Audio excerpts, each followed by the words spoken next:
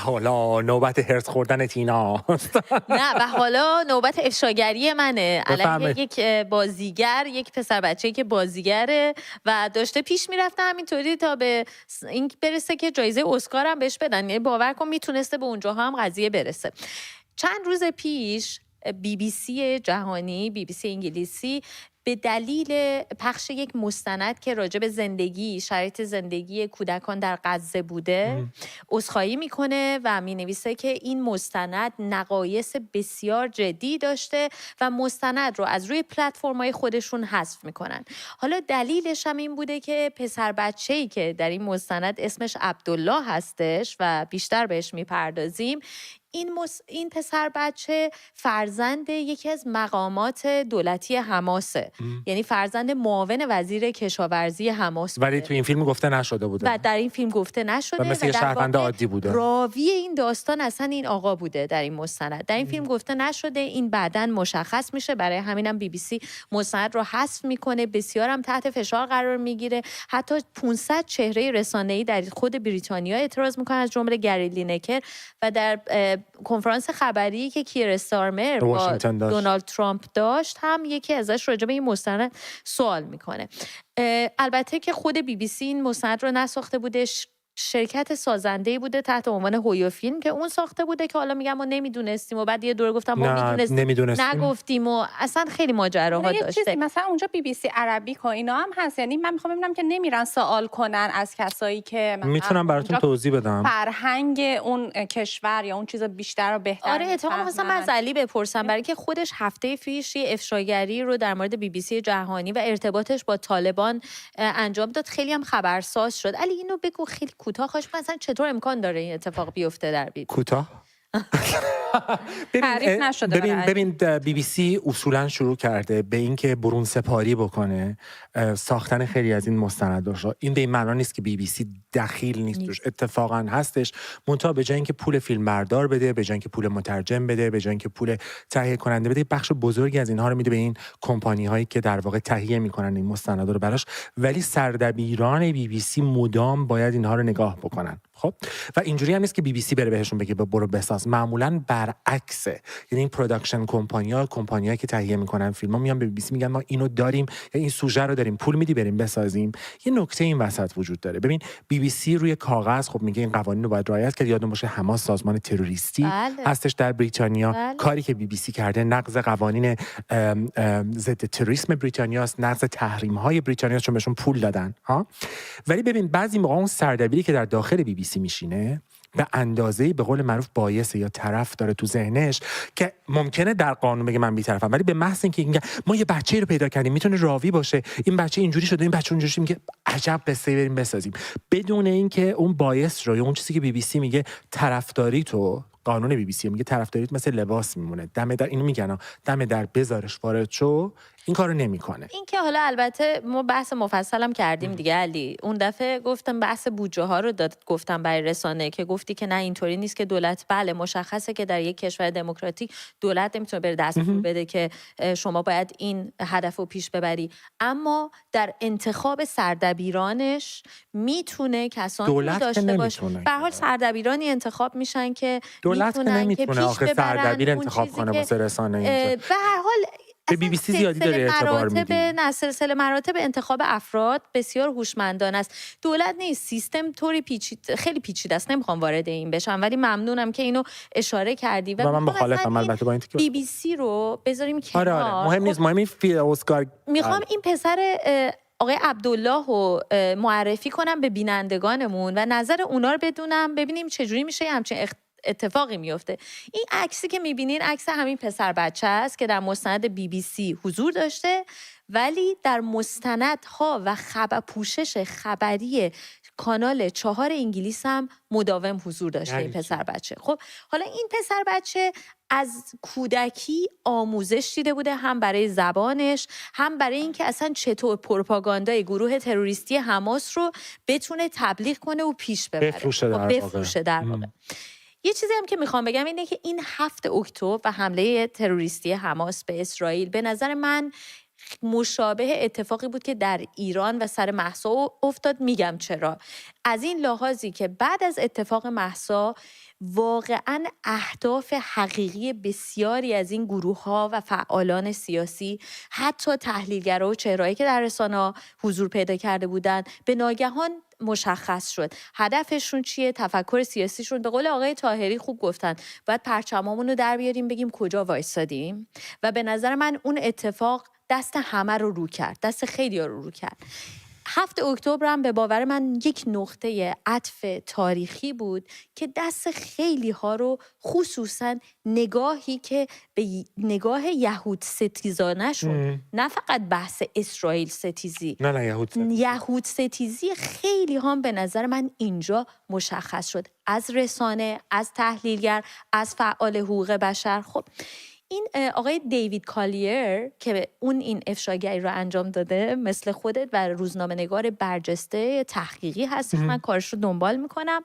حالا ببینین چه چیزایی راجع به کانال 4 انگلیس ایشون. یه چیزی من فقط برای اینکه متوجه بشم، یعنی این بچه‌ای که راوی قصه BBC بود که BBC اومد نمیدونست این پسر معاون وزیر حماسه، اومد گفت معذرت میخوام ببخشید ما نمیدونستیم، همین پسر توی یه کانال دیگه، بله، در یه نقش دیگه، در نقش‌های مختلف، حالا با هم دیگه میبینیم همین پسر بچه به اسم عبدالله خب در پوشش خبری کانال 4 مداوم حضور داشته. میخوام برم کمی بعد از 7 اکتبر، یعنی میخوام ببرمتون به سال 2022.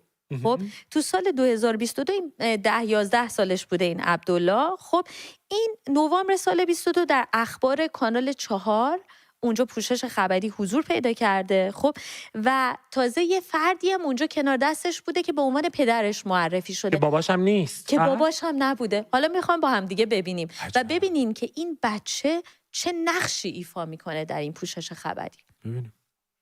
A fire built has hit the area a few days ago and it killed over 30 people and there are still people under the rubble.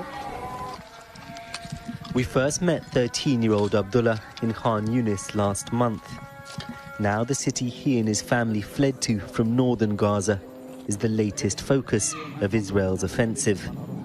Absolutely surprising that we managed to survive this. Palestinians say 250,000 homes have been destroyed or damaged. Local journalists filmed Abdullah showing us what daily life is now like under an intensified Israeli siege. We wake up every day searching for food and water. We may find it or may not. همین آقای عبدالله، میخوام ببرمتون به ماه بعد از این ویدیو، در دسامبر سال 2023 دوباره در کانال 4 و پوشش خبری اونجا ظاهر میشه و شما فقط میخوام ببینین که در یه نقش دیگه؟ آها دقیقا، حالا اینم باید ببینی. خب حالا نقشای مختلف داره. این قسمتش هم بریم با هم ببینیم. من میخوام ویدیوها رو ببینین بعد با هم دیگه قضاوت کنیم راجع به این موضوع. Khan Yunis, Abdullah and his father, also members of the extended Abu Shamala family, wander through the destruction in the neighborhood. Who wouldn't be terrified living here? We try to calm ourselves down with words like, I'm still young and I have future and I still have a future to do and I don't want to die. I repeat these words constantly to calm myself down. I'm basically lying to myself. Everywhere is targeted. There is no safety in any place.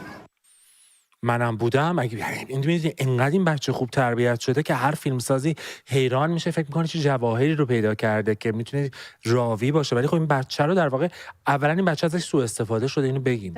این بچه رو از کوچیکی اینجوری بار آوردن که بشه چهره رسانه، اون پدر مادر رو بگو. ولی الان میدونی داشتم به چی فکر میکردم تینا؟ حالا کانال 4 بریتانیا بسیار کانال با اعتباری هست اینجا و بسیار هم معروفه برای مستندایی که میسازه. حالا کانال 4 اشتباه کرد، 2 بارم اشتباه کرد. یعنی این کسایی که تو BBC نشستن، اجازه بده من میخوام شما رو ببرم بار سوم. اجازه بده. جانم حالا میفهمم چرا هرس می‌خوردی. آوریل 2024 عبدالله کوچولو حالا یه دست فروش میشه. بریم این ویدیو هم ببینیم با هم دیگه. Help support his family. From a student to a seller. Why? Why? I didn't choose this fate. Nobody chose this fate. Israel chose this fate for me. میدونی بعد وقت افتخار میکنن که ما میریم گزارش میدانی درست میکنیم. و کانال 4 انگلیس بابت پوشش خبریش از غزه از امی جایزه دریافت میکنه. جانم. خب ببینید من کلا هر ایدئولوژی، هر شخص، هر کسی که از بچه ها استفاده میکنه برای من رد فلگه، چون اون بچه قدرت تشخیص درست، یعنی خب بچه است دیگه، نداره و اون بزرگساله که میفهمه و داره اون ایدئولوژی و اون خواسته رو با اون بچه دیکته میکنه در واقع. اما چیزی که هست این اتفاقایی که اینجوری میاد و این در واقع واژه‌شو پیدا نمیکنم، بی‌آبرویی در واقع، افشاگری هایی که پیش میاد، به نظر من باعث نقص اون رنج کودکانی میشه که واقعا اونجا در رنجن. ببین من کسی دیگه این روایت رو باور نمیکنه که آره بچه‌هایی هستن در غزه که واقعا نون ندارن بخورن، آب ندارن بخورن، ما نمیتونیم منکر اون بشیم و اینا باعث میشن که رنج اونها دیده نشه. خب حالا این بخش کودک و این مسئله که بهش خیلی هم نکته خوب رو اشاره کردیم، اینو اگه بخوام کنار بذاریم، من میخوام بگم من روزنامه نگار خب در شرایط در غزه که کودکان حالا میتونن تحت استرس و فشار باشن، یه بچه با این انگلیسی و زبان مسلطی که داره، خب اول از همه از خودم سوال میکنم که این بچه در چه فضایی، این بچه ستاره مستند منه، ستاره و راوی پوشش خبری منه، در چه فضایی اینقدر به زبان انگلیسی مسلط شده. دو، حرفایی که یه بچه توی اون شرایط استیصال داره میزنه عین سناریوهای علی گفت سناریوی هالیوودیه. یعنی شما نگاه کنید این سرنوشتی نیست که من برای خودم انتخاب کردم، من فروشنده شدم، این سرنوشتیه که اسرائیل برای ما، یا در جای دیگه میگه ما باید به خودمون مرتب برای اینکه آرام بشیم بگیم تو هم آینده داری. چون این حرفای یه بچه در اون شرایط نیست با این انگلیسی. یه چیزی بگم خیلی جالبه، میدونی به چی داشتم فکر می‌کردم؟ ببین این کانال‌های بزرگ یا شرکتایی که میرن مستندا رو درست میکنن اصولا وقتی وارد اون کشور میشن، کشورهایی مثل کشور که چه عرض کنم تحت دیکتاتوریایی مثل حماس یا جمهوری اسلامی، به جمهوری اسلامی میخوام برسم، خب وقتی به حماس میرسیم خب این اون رسانه در اون کشور که آزاد نمیتونه باشه. اونجا که میری یه سری رسانه‌ای که در ایران هم آزاد نیستن میفرستن جمهوری اسلامی بهشون مجوز بدن. میخوام برسم. ببین وقتی تو میری از این رسانه‌ها مثلا به ایران میری یا به غزه میری، میگن خیلی خوب میخوای کار کنی، مترجم میخوای، اینا مترجماتن، تهیه کننده محلی میخوای، این یه لیستی از تهیه کننده هاست. خب بعد اون وقت اون آدمایی که جلوی دوربین تو ظاهر میشن معمولاً رابطهای اون افرادی هستن که دولت معرفی کنن. در مورد جمهوری اسلامی در ایران وزارت فرهنگ و ارشاد یه دفتری داره به نام دفتر مطبوعات خارجی. وقتی که اسکای یا بی بی سی یا سی ان ان یا الجزیره میخوان برن ایران، اگر در ایران مستقر نیستن باید اجازه بگیرن از دفتر مطبوعات خارجی. دفتر مطبوعات خارجی فرهنگ که میخوای بری که بخشیش هم یه درم به وزارت اطلاعات داره، بله اونجا که میخوای بری باید بگی با کدوم آدمای محلی میخوای کار بکنی که معمولا خودشون بهت معرفی میکنن. یک سری از این آدمایی که میان جلوی دوربینا با انگلیسی‌های عالی، من مطمئنم بیننده‌ها یادشون میاد در مورد کی دارم حرف میزنم، انگلیسی‌های فوق‌العاده چادر نماز سر میکنن، به انگلیسی میرن میشینن در مورد اسلام، در مورد ماه رمضان حرف میزنن، بعد البته چادرشون رو در آوردن در رسانه‌های دیگه ظاهر شدن. اینا در واقع از همون لیستا میان. بله. ولی میخوام بگم که ببین فریبکاری یه رسانه که همین آقای کالیر اشاره کرده بود بهش اینه که کانال 4 به محض اینکه متوجه میشه اتفاق افتاده تعدادی از ویدیوها رو حذف میکنه. خب و اینجا من خود این روزنامه‌نگار تحقیقی عکساشو گذاشته بود که اونجا میبینی ویدیو در دسترس نیست، اما چون این بخشی از پوشش‌های خبریش توی خبرهای بلندتر بوده، خب در بعضی از موارد خب نتونسته اون بخش اون بلندتر رو حذف کنه. خب برای همین مجبور شدن یک اصلاحیه بزنن. حالا توی این اصلاحیه چی نوشتن؟ توی اصلاحیه‌ای که در واقع کورسپاندنت بخش پوشش خبری خارجیشون نوشته، گفته گفته که مشخص شده که هویت مردی که به سادگی به عنوان عبدالله معرفی شده بود به اشتباه گزارش شده. نام خانوادگی صحیح عبدالله علیعزوری و پدر او ایمن علیعزوری معاون وزیر کشاورزی در دولت حماس در غزه است.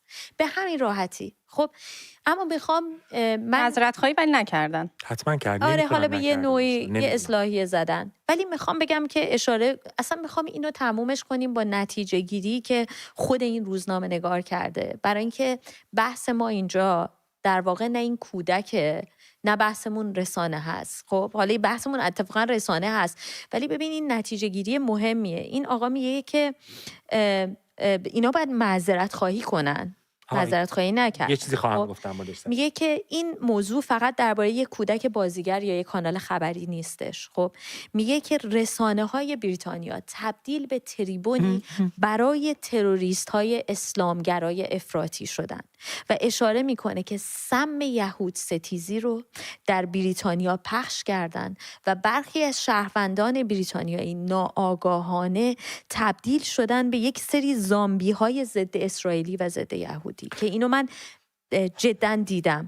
رسانه‌های بریتانیا زندگی رو برای یهودیان سخت کردن و این مسئولیت اونهاست. میدونید تینا، این چیزی که داشتی نشون میدادی، خبرنگار اومده یه چیزی نوشته که این عبدالله اسمش اینه اونه، حتی اونم من مطمئنم رفتن 10 تا وکیل گرفتن که چه جوری بنویسیم که نه معذرت بخوایم نه معذرت نخوایم، یه جوری اینو ماسمالی کنیم به جای که اون پولا رو خرج این بکنن که اون مستند رو برن گذشته‌اش رو نگاه بکنن، درست نگاه بکنن، چک بکنن، درست بسازن، میرن پول وکیل میدن چجوری ماسمالی کنن. اصلا یعنی این رسانه‌های جریان اصلی عبدالله واقعا باید اینجا بگم که اسکار رو باید داد به این آقای عبدالله. واقعا البته بعیدم نیست شما اصلا با این وضعی که اسکار پیدا کرده که قراره این بحث بعدیمون اونجا بحث بعدی ما اسکاره که اتفاقا هیچ بعید نبود این آقای عبدالله بهش اسکار هم بدن بعدن اون وقت این گنده این ماجرا در بیاد. ولی بریم الان بخش گزارشگری زیادی هم امروز دریافت کردیم، بریم همراه بشیم با فرشاد و آناهیتا.